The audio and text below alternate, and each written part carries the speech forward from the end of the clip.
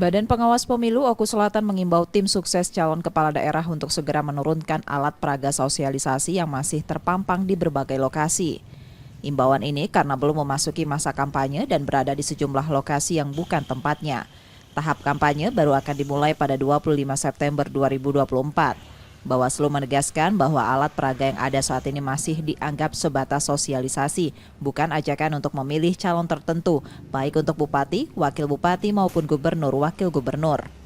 Ada beberapa APS yang terpasang dan tentu kami sebagai Badan Pengawas Pemilu Kabupaten Oku Selatan mengimbau kepada seluruh peserta pasangan calon, baik itu tim sukses maupun tim pemenangan, untuk bersama-sama menertibkan ataupun merapihkan segala hal yang berkaitan dengan APS. Dan dalam kapasitas ini perlu kami sampaikan juga bahwa Badan Pengawas Pemilu belum memiliki kewenangan secara substantif untuk membersihkan atau menertibkan APS yang hari ini tersebar di wilayah Kabupaten Oku Selatan.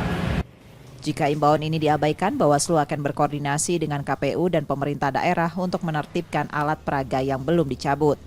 Setia Budi, Kompas TV, Ogan Komering Ulu Selatan, Sumatera Selatan.